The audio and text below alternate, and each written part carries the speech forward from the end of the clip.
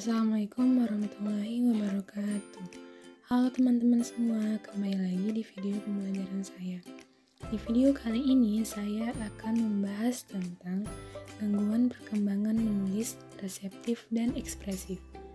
Simak sampai akhir ya teman-teman.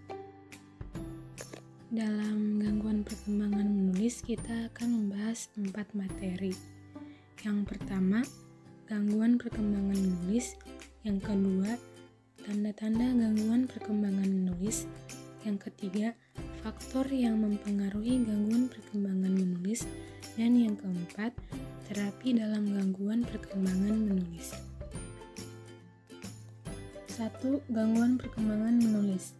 Gangguan belajar yang paling umum diketahui oleh orang tua adalah disleksia yang ditandai dengan kesulitan anak untuk membaca. Sementara disgrafia adalah gangguan belajar lain yang bisa terjadi pada anak. Secara singkat, disgrafia adalah gangguan belajar yang berpusat pada kemampuan menulis anak. Karakteristik disgrafia adalah tulisan tangan anak yang seringkali sulit dibaca.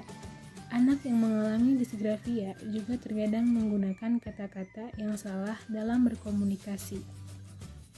Anak yang mengalami disgrafia dapat dianggap sebagai anak yang malas dan ceroboh karena memiliki tulisan tangan yang tidak rapi.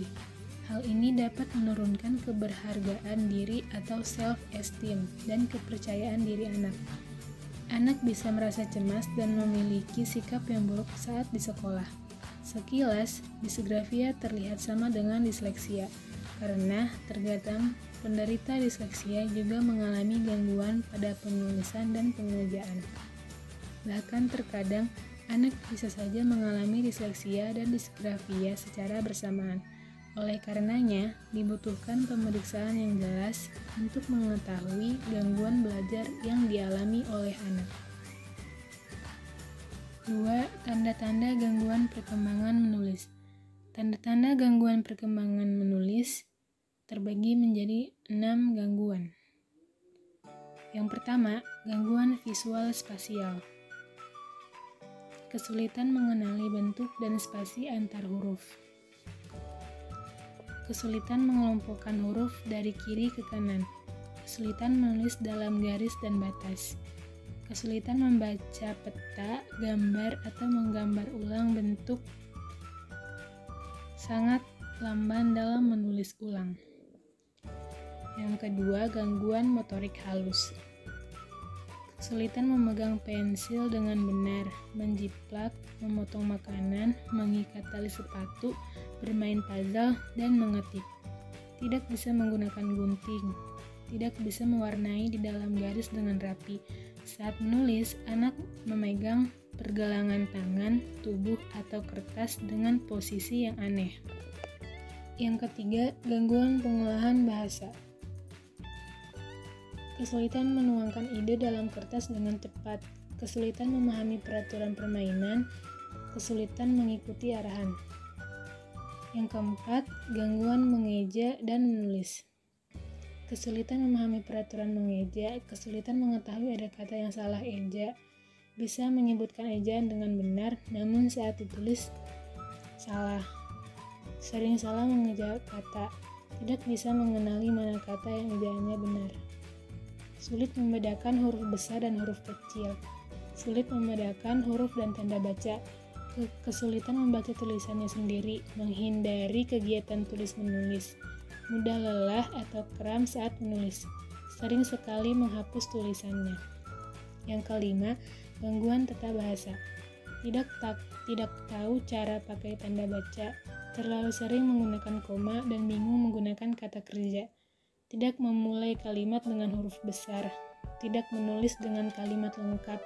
Lebih sering menulis dalam bentuk poin demi poin. Menulis kalimat yang sangat panjang. Yang keenam, gangguan organisasi bahasa. Kesulitan menceritakan sebuah kisah. Sering mengawali cerita dari tengah. Tidak memberikan fakta dan detail penting. Memberikan terlalu banyak informasi saat bercerita. Berasumsi orang lain selalu mengetahui apa yang ia bicarakan. Menulis kalimat yang lompat-lompat atau tidak urut. Lebih baik mengutarakan ide jika dibicarakan bukan ditulis. 3. Faktor yang mempengaruhi gangguan perkembangan menulis. Kesulitan menulis yang dialami oleh anak usia dini tersebut pada dasarnya disebabkan oleh rendahnya intelijensi. Rendahnya intelijensi dan kelemahan adaptasi perilaku pada anak dengan kelainan tunagrahita berdampak kepada kesulitan dalam belajar. 4. Terapi dalam gangguan perkembangan menulis. Salah satu penanganan yang bisa diberikan untuk anak yang menderita gangguan belajar disgrafia adalah terapi okupasi. Terapi okupasi bisa berperan untuk meningkatkan kemampuan menulis anak dengan cara-cara seperti berikut. 1. Menggambar garis dalam labirin. 2. Belajar menggunakan tanah liat. 3. Mengajarkan cara menggenggam alat tulis yang memudahkan anak untuk menulis. 4. Mengerjakan connect the dots puzzle. 5. Menuliskan huruf di krim yang berada di atas meja. Orang tua tidak perlu bingung karena penanganan disgrafia tidak hanya berupa terapi okupasi, tetapi terdapat program-program lainnya yang bisa diikuti oleh anak untuk membantu anak dapat menuliskan kata-kata dan kalimat secara rapi di kertas, seperti terapi motorik dan sebagainya. Sekian, terima kasih. Wassalamualaikum warahmatullahi wabarakatuh.